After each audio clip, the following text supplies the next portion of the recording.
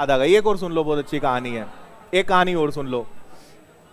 एक बार क्या होता है, कुआं तो आप सब लोग जानते ही हो, है ना। बहुत ज्यादा गहरा नहीं, लेकिन एक कुआं था, ठीक है, बेलनाकार कुआं था, जिसका आयतन πr² होता है, ठीक है। तो एक बार क्या हुआ कि 4-5 मेंढक थे, रात में जा रहे थे, है ना। तो 2 मेंढक क्या हुआ, गलती से इस कुएं के अंदर चले गए, ठीक है, और नीचे थोड़ी झाड़ियां और कुछ ऐसा पड़ा होगा कि उनको थोड़ी चोट आ गई, ठीक है। अब 3 मेंढक ऊपर और 2 मेंढक कुएं में, ठीक है। अब ये तीनों ने बोला कि यार कोशिश करो, जंप मारो, छलांग लगाओ। तो ये क्या करने लगे, दोनों थोड़ी देर ट्राई करने लगे, है ना। इनके पैरों में बहुत ज्यादा जख्म हो गया था, लेकिन क्योंकि निकलना था, है ना, नहीं निकलेंगे तो वो तो मरना ही है। तो बेचारे वो ट्राई करने लगे, कूदने लगे। जब कूदे फिर वापस गिरे तो और ज्यादा चोट, घाव और बढ़ता जाए, बड़ी समस्या हो गई।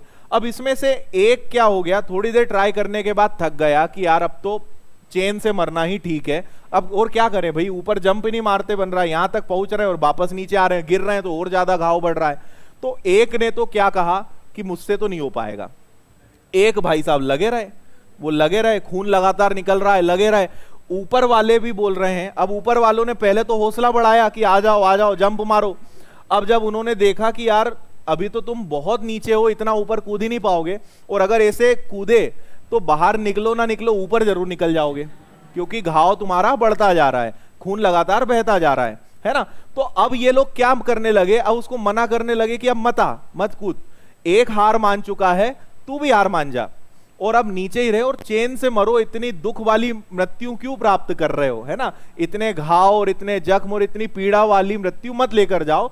तो एक हार मान गया, तू भी हार मान जा। ये भाई साहब हार नहीं माने, ये कूदे जाए, ट्राई करे, फिर नीचे गिरे, फिर खून बह रहा है, घाव हो रहा है, कूद रहा है। अब जब ये बाहर आया, ठीक है, एक बार इसका ऐसा हुआ कि इसने कोशिश कर करके आखिर ये बाहर आ गया, ठीक है, क्या हो गया, बाहर आ गया। अब भैया ये तीनों आश्चर्य में कि यार गजब, मजा आ गया, ठीक है, कैसे कर दिया तुमने। अभी उससे बात करने जाए तो वो इनकी सुने नहीं, पता चला कि वो बहरा था। समझ में आया, वो क्या था, बहरा था, उसको कुछ सुनाई नहीं देता था।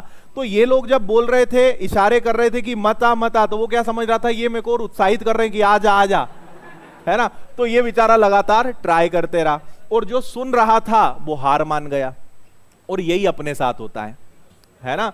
हम जब लोगों को ज्यादा सुनने लगते हैं तो एक समय पे लगता है कि यार लोग सही बोल रहे हैं, लोग बोल रहे हैं कि अब तुम तो वहीं चैन से मर जाओ, है ना, मत कुएं से निकल, तो हम वो हो जाते हैं। तो आपको अगर सक्सेस होना है तो क्या करना पड़ेगा, बहरा बनना पड़ेगा।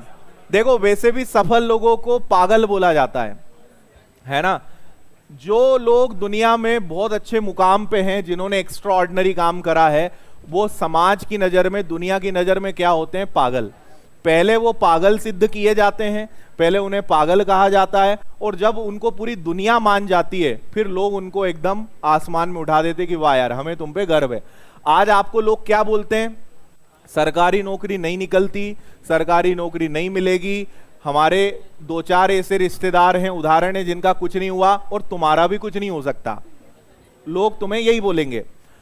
आप लगे रहोगे, आप ये दूसरे नंबर वाले मेंढक जैसे छलांग लगाते रहोगे, जब बन जाओगे तो यही लोग क्या बोलेंगे, देखा हमने बोला था ना ऊपर आ जाएगा। समझ में आया।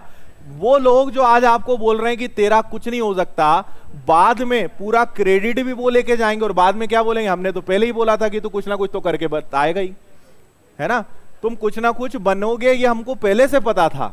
जो आज तुमको क्या बोल रहे हैं कि तेरा कुछ नहीं हो सकता। तो आपको इस बात से यह समझना है कि लोग क्या बोल चुके हैं और क्या बोलते हैं उनको खुद याद नहीं रहता। बाद में बोलेंगे हमने कब ऐसा बोला था, हम तो तुमको शुरू से बोल रहे, लगे रहो।